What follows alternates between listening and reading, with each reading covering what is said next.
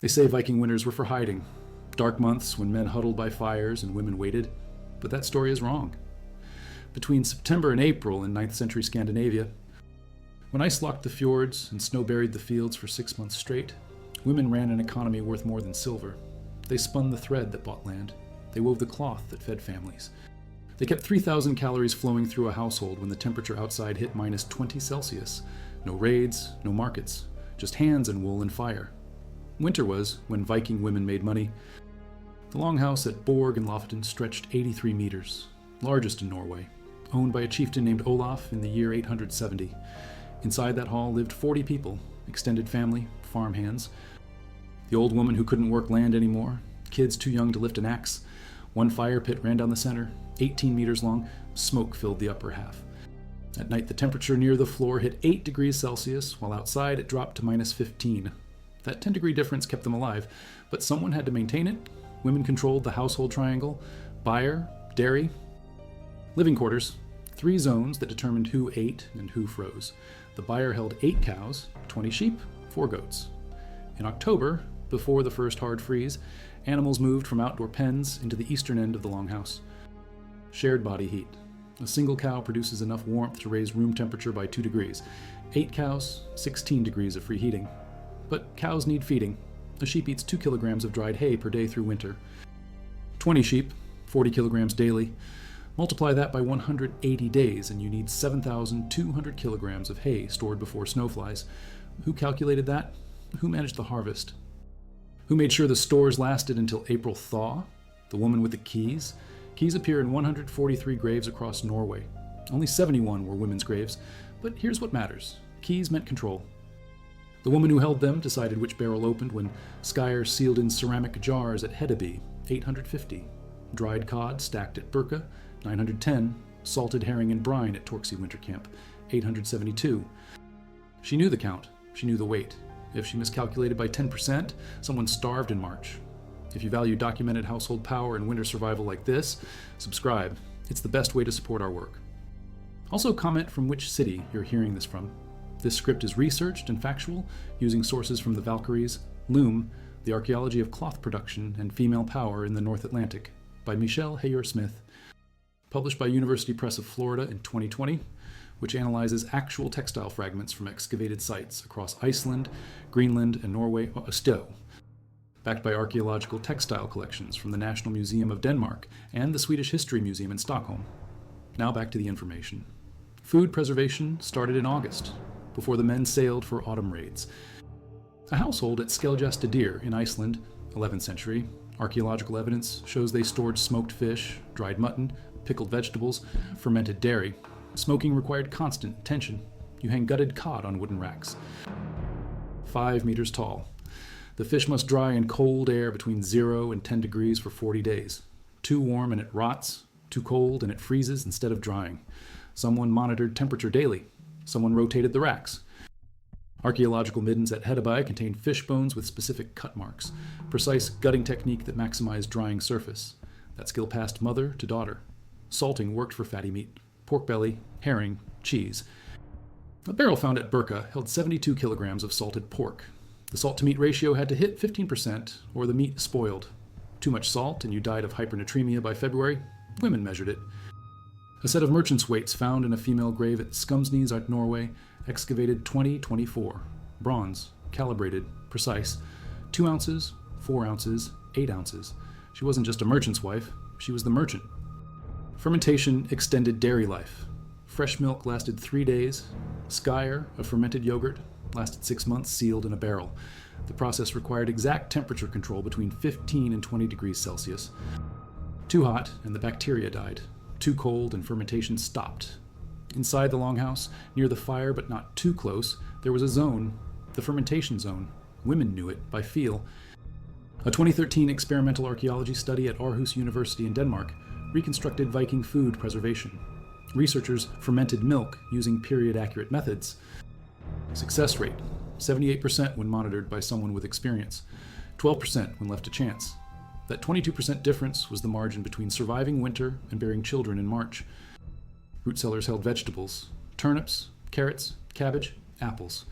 Dug 1.5 meters deep where temperature stayed constant at 4 degrees. A cellar at Eirikstadir in Iceland, Eric the Red's farm, held storage for 300 kilograms of root vegetables. Carbon dating shows it was in use from 980 to 1015. 35 years of winters. Who maintained it? Who checked for rot? Who pulled the good from the spoiled when supplies ran low? The sources don't name her, but she's there in every intact storage pit, in every seed find that shows selection and care. Now shift to the real winter economy, textile production. This is where women didn't just survive, they accumulated wealth. A person-year of work, 365 days of labor, produced enough cloth to outfit one family. Tunic, trousers, underdress, cloak, socks, mittens. But most households made more than they needed. They made currency. In medieval Iceland, from the year 1100 through 1603, cloth was money, legal tender. The commodity was called vadmal. Standardized fabric with strict specifications, 4 to 15 warp threads per centimeter, S spun weft, Z spun warp, a bolt measured 140 centimeters wide, 2 L's long, worth half an ounce of silver. You could buy land with it, pay fines with it, settle debts. Women made it. Here's what it took. Shearing happened in May. A family with 20 sheep got 40 kilograms of raw wool. Washing, combing, sorting consumed 2 weeks. Then spinning. A woman with a drop spindle, weighted stone, wooden shaft, could spin 15 grams of yarn per hour if she was skilled. 40 kilograms of wool required 2,667 hours of spinning. That's 7 hours a day for a full year. Just spinning. No weaving yet. But multiple women worked together. A household of 4 adult women could split the load. Each spun 45 minutes per day through autumn, winter, spring. By June, they had enough yarn for weaving. The warp-weighted loom stood 2.5 meters tall, found in the Oseberg ship Burial, 834. Vertical. Weights hung from the bottom kept warp threads taut. A skilled weaver produced 15 centimeters of cloth per day. A bolt took 9 days. If every bolt sold for half an ounce of silver, and a household produced 10 bolts per winter, that's 5 ounces of silver. A cow cost 1 ounce. Land went for 20. Women weren't making clothes. They were printing money. Archaeological evidence backs this. Spindle whorls appear in 70% of female graves from rural Norway, 800 to 1,100. Weaving battens, wool combs, loom weights, ubiquitous. But here's the critical find. At Birka, grave 851 held weapons in a woman's body. DNA confirmed female in 2017, but alongside the sword and axe, scissors, needles, thread weights, warrior and weaver, not contradictory, complementary. The woman who controlled production controlled power. Textile work happened through winter because summer demanded field work, barley planting in April, harvest in September, hay cutting through July, winter freed hands for fine motor work. The longhouse at Borg had a dedicated textile production area, western end, 20 meters from the fire. Enough light from smoke holes, but not so close the sparks burned wool. Loom set up in October, taken down in March. 5 months of continuous weaving. The smoke from the central hearth actually helped. It kept insects away from stored wool. Natural fumigation. But it also meant breathing particulate matter daily. A 2013 study measured air quality in reconstructed Viking longhouses at Denmark. 2 houses heated for 15 weeks, 3 to 5 occupants per week. Fine particle concentration, PM 2.5, hit 0.075 milligrams per cubic meter. World Health Organization guideline is 0.025, 3 times the safe limit. Carbon monoxide averaged 50 parts per million. Nitrogen dioxide exceeded safe levels 14 hours per day. Every breath carried smoke, lung damage accumulated, life expectancy for women in Viking age. Scandinavia, 35 to 40 years. Men averaged 42. Respiratory disease shortened women's lives by 7 years. The price of keeping the household warm and productive. But they didn't stop, because stopping meant poverty. A bolt of vadmal took 9 days. 9 days of sitting at the loom, hands moving shuttle and beater, back bent, eyes straining in dim light that filtered through smoke and narrow roof gaps. Stone lamps burned cod liver oil, found at Lens aux Meadows 1000. Whale oil if they were near the coast, seal oil in Greenland colonies. Each lamp produced light equivalent to 5 modern candles. 2 lamps lit a workspace, maybe. Most worked by firelight and daylight through smoke holes. And in December, daylight lasted 4 hours at 60 degrees north latitude. 4 hours to work outside tasks. Everything else happened in semi-darkness. The archaeological record shows adaptation. Textile tools from northern Norway. 900 to 1000, show wear patterns consistent with tactile work, smooth finger grooves and spindle whorls, polished sections on loom weights. These women wove by feel as much as sight. Muscle memory developed over years.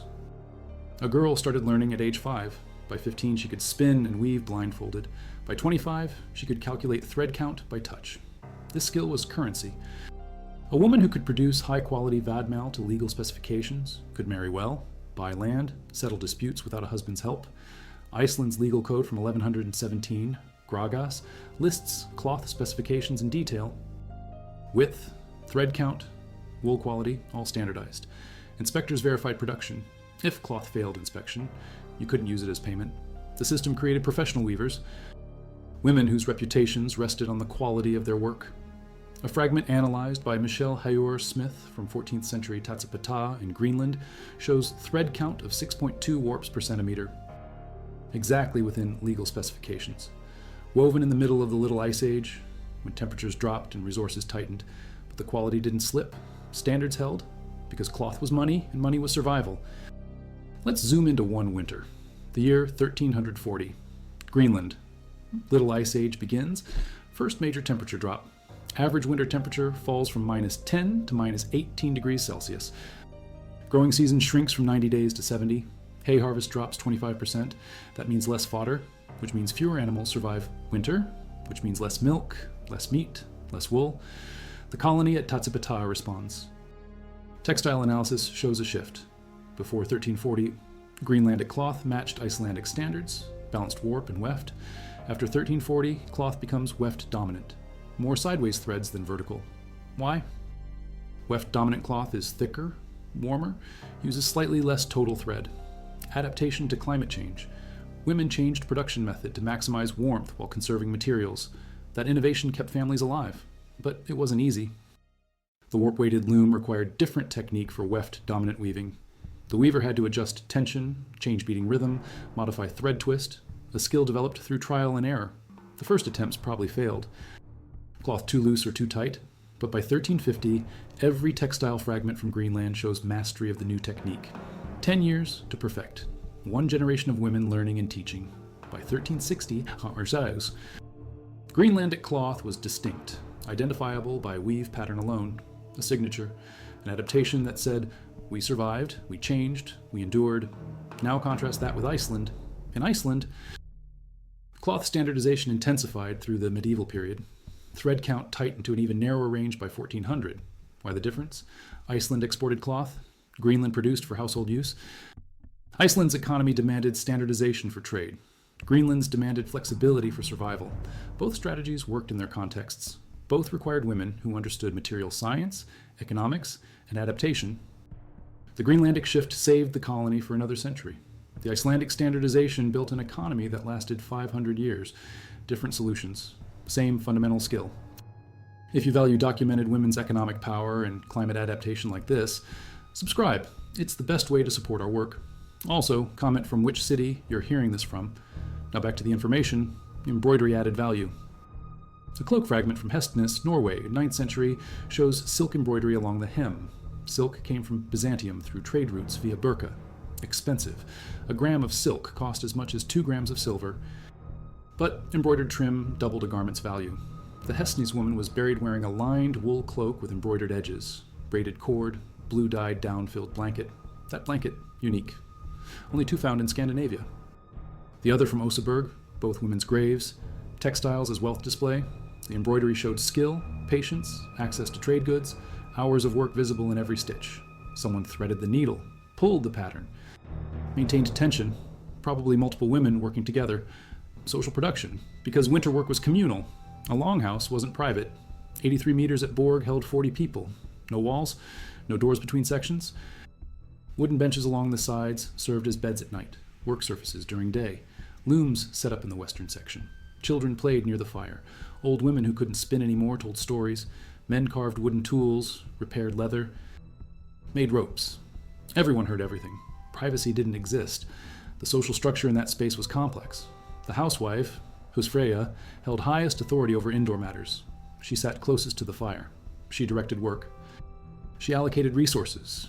But she didn't work alone. Other women in the household, sisters, daughters, servants if the family was wealthy, shared labor.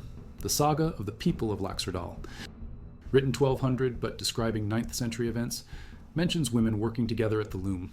One holds tension, one throws shuttle, one beats the weft, coordinated. If one woman lost rhythm, the cloth suffered. Social cohesion translated directly to economic product. Children learned by watching. A 5-year-old girl sat beside her mother at the loom. She held spare thread. She picked up dropped tools. By 7, she could card wool. By 10, she could spin simple thread. By 12, she took a place at the loom under supervision. By 15, she worked independently. This apprenticeship happened in the longhouse through winter. No formal school, just proximity and repetition. A girl who grew up in that environment developed skills automatically, but it also meant absorbing the smoke, the close quarters, the constant noise, the lack of privacy.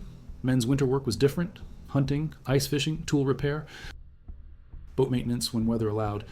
But much of it happened outside the longhouse. They could leave.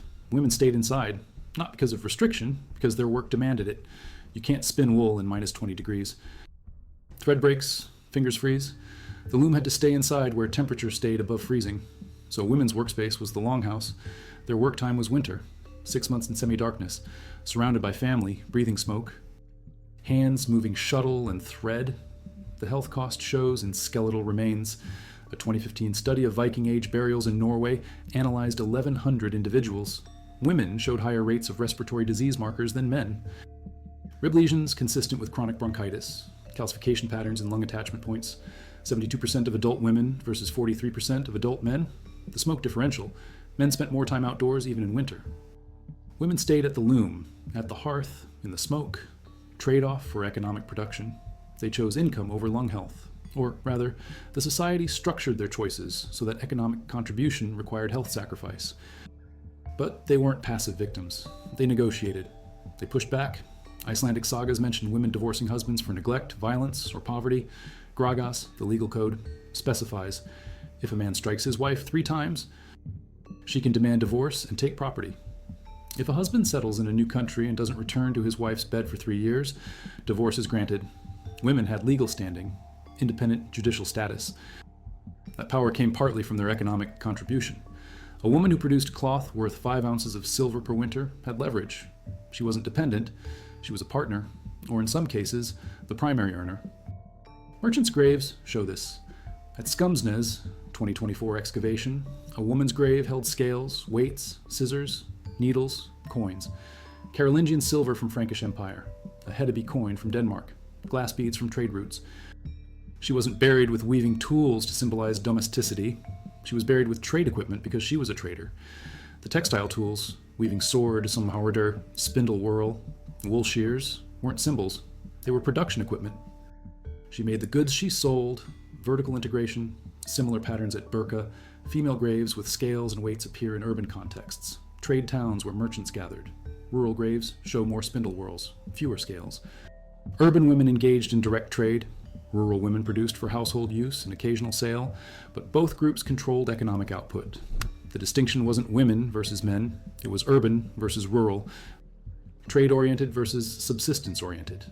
Gender mattered less than location and economic role. Now consider pregnancy and childbirth during winter. A woman pregnant in October gave birth in June or July, after winter ended. But a woman pregnant in February gave birth in November, middle of winter. In a longhouse with 40 people, 1 fire, no privacy, no medical supplies beyond herbs and experience, maternal mortality was high. A 2025 study on Viking Age pregnancy analyzed burial evidence. Mother-infant burials are rare, not because mortality was low, because most women who died in childbirth were buried separately from infants, and infants who died were sometimes not buried in formal graves. But pregnancy didn't stop work. The Saga of the People of Laxerdal describes Gudrun Osvefersdottir, pregnant, smeared with a bloody spear by her husband's killer. She survives, gives birth, and the son avenges his father years later. In Saga of the Greenlanders, Freydis Eiriksdottir, pregnant, faces attack at Vinland. She grabs a sword, bares one breast, strikes it with the blade, scares off attackers. These are literary accounts, not pure history, but they reflect cultural attitudes. Pregnancy was a condition, not a disability. Women worked through it. Archaeological evidence supports continued activity. Female graves from Burka and Hedabai show bone stress markers consistent with heavy labor throughout adult life, including childbearing years, vertebral compression, hip joint wear, hand bone thickening. These women lifted, carried, pushed, pulled through pregnancy, through nursing, through recovery, because the work didn't stop. Winter births were dangerous. Temperature control, sanitation, hemorrhage risks, all heightened, but longhouse structure provided some advantages. Constant fire meant warm water was available. Multiple women in the household meant experienced attendants. The oldest woman, post-menopausal, often served as midwife. She had seen 50 births. She knew what normal looked like. What complications required? Herbs stored from summer, yarrow for bleeding, willow bark for pain, valerian for calming, limited but effective within their scope. Infant mortality was estimated at 30 to 40% in the first year. Some historians argue for lower rates, 20 to 25%, based on absence of infant graves, but absence of graves doesn't prove low mortality. It proves different burial practices. Infants might have been buried informally, returned to nature, or mourned differently. The demographic reality of pre-modern populations suggests high infant mortality, but families kept having children. A woman who survived to age 40 might bear 8 children. 4 survived to adulthood. Those numbers drove household labor calculations. You needed children to replace adult workers who aged out. The cycle continued. Now zoom out to the broader winter calendar. October, animals moved indoors. Food preservation finalized. Textile work began. November, Yule preparation started. December, Midwinter Festival lasted 12 days. Feasting, sacrifice, oath-making. January through March, deep winter. Minimal outdoor work. Maximum textile production. April, ice thaw. Animals moved out, spring planning prep. The rhythm structured life. Women's work followed it precisely. Yule was different. 12 days of feast required preparation. Slaughter of animals that couldn't be fed through winter. Brewing ale started in October, fermented through November, ready by December. Mead making if honey was available, baking special breads. Preparation consumed weeks. But it was communal celebration. The longhouse filled with extended family, neighbors, travelers. The housewife organized it, allocated food, managed cooking, directed serving, her social status on display. Feasting had economic purpose. Oaths made at Yule carried legal weight. Alliances formed, disputes settled. The quality of the feast reflected the host's wealth and generosity. A chieftain who couldn't provide adequate food lost prestige. A housewife who mismanaged supplies embarrassed her family.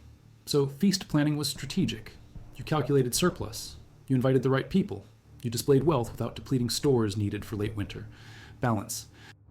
Archaeological evidence of feasting comes from middens.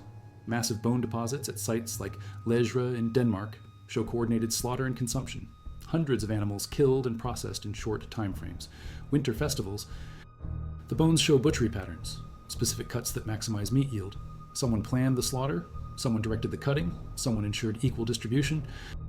The sources don't say the housewife did this, but the organizational structure required someone in that role, and the housewife controlled household resources.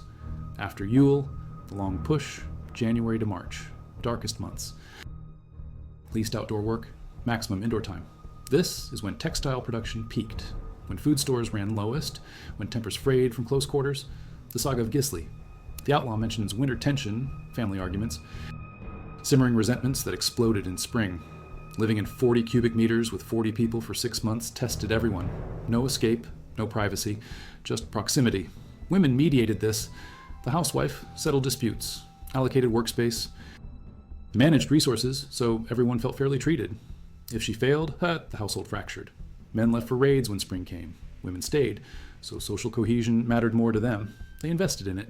Small gifts, shared work. Songs while weaving, stories by firelight. These weren't frivolous. They were social technology. Methods for maintaining group function under stress. The weaving itself created rhythm. Throw the shuttle, beat the weft, adjust the heddle. Repeat, meditative, repetitive. Some days the work hypnotized, other days it graded, but it provided structure. A woman could measure progress. 6 centimeters today, 9 yesterday, by end of week, 40, by end of month, 160, by March, a bolt finished, tangible achievement. In a winter where survival was the main goal, completing a bolt of cloth was triumph. Spring thaw changed everything. Ice broke in the fjords, snow melted. Animals moved outside, light returned, the longhouse aired out. Women scrubbed the interior. 6 months of ash, Smoke residue, animal waste, fresh rushes laid on the floor, textiles taken outside to air. The transformation took days.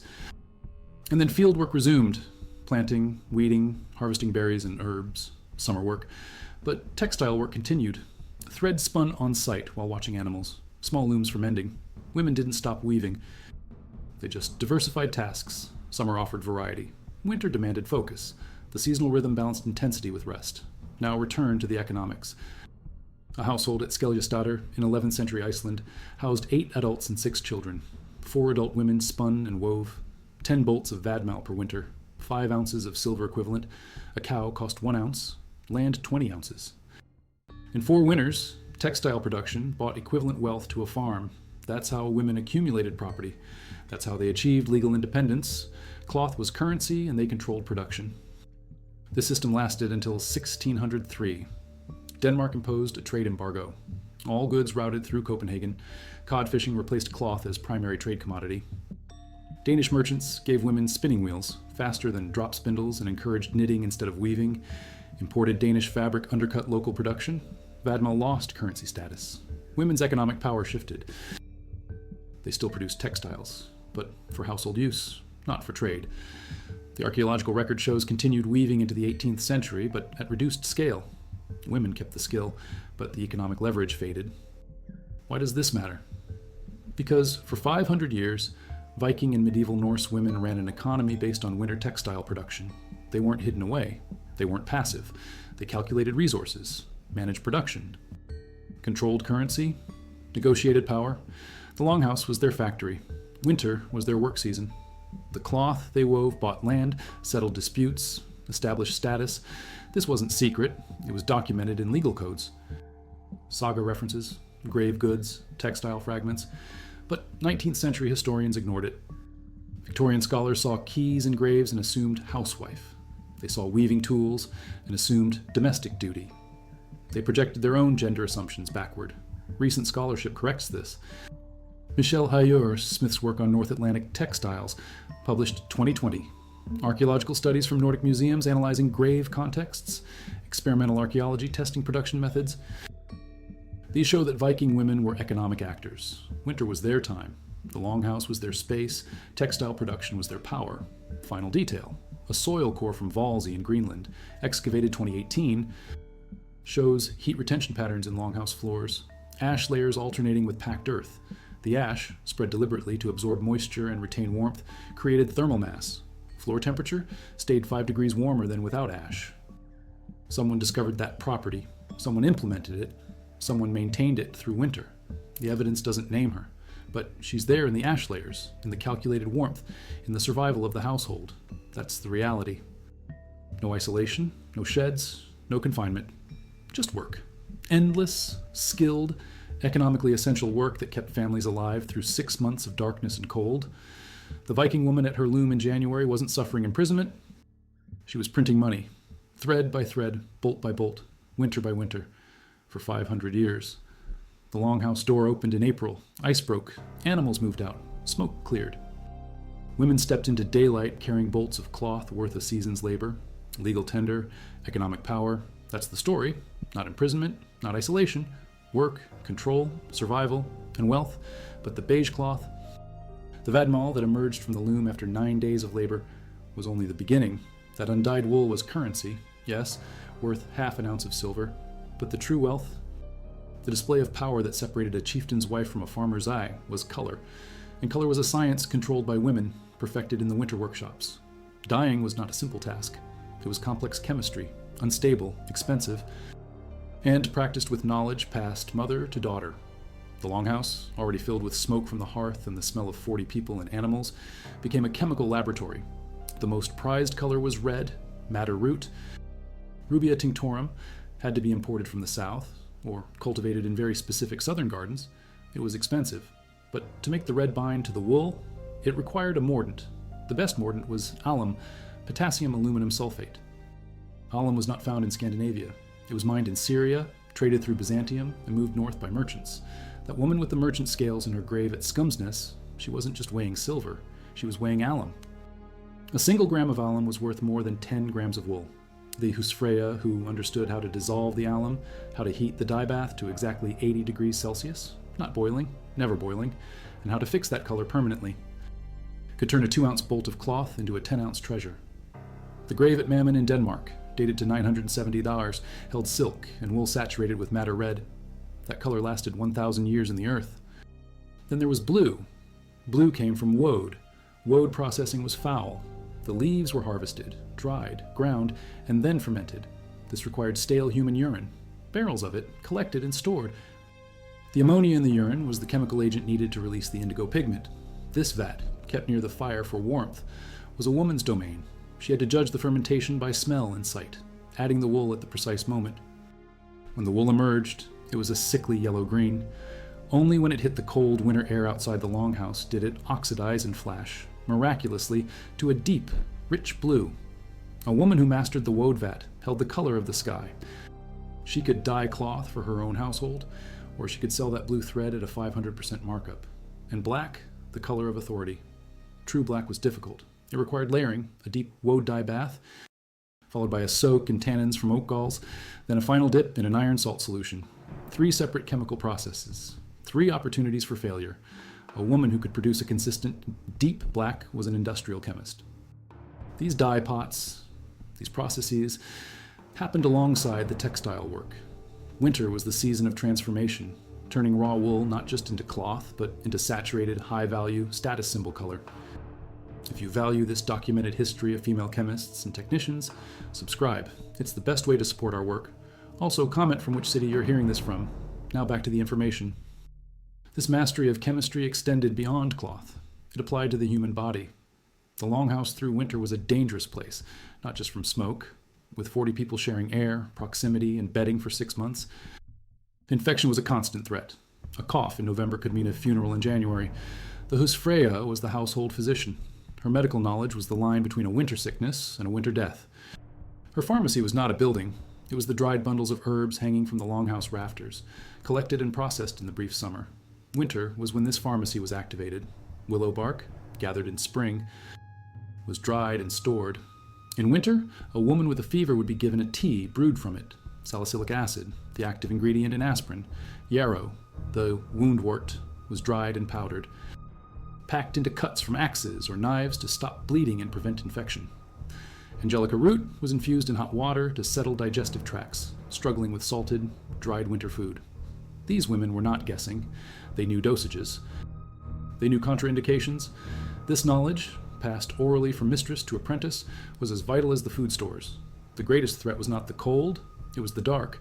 The lack of sunlight meant a lack of vitamin D. The lack of fresh greens meant a lack of vitamin C. By February, scurvy was a real possibility. Gums bled, teeth loosened, old wounds reopened. But they planned for this.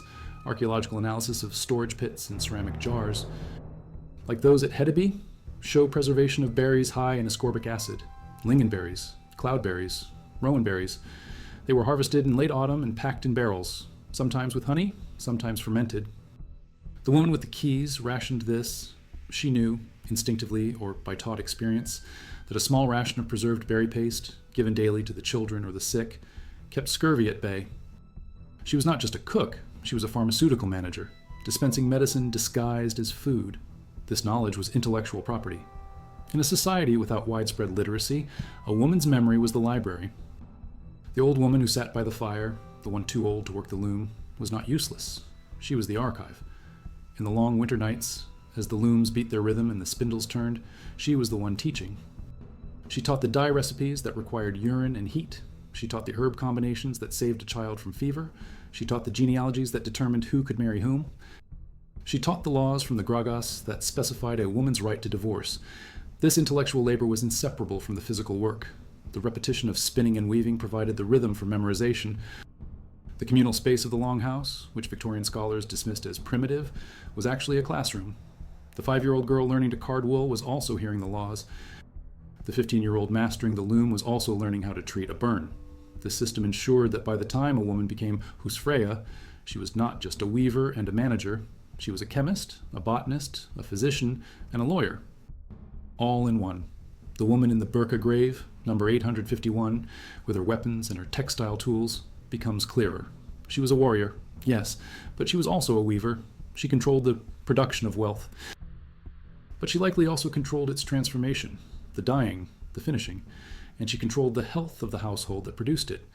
Her power was not just in the sword, it was in the spindle whorl, the dye vat, the herb bundle.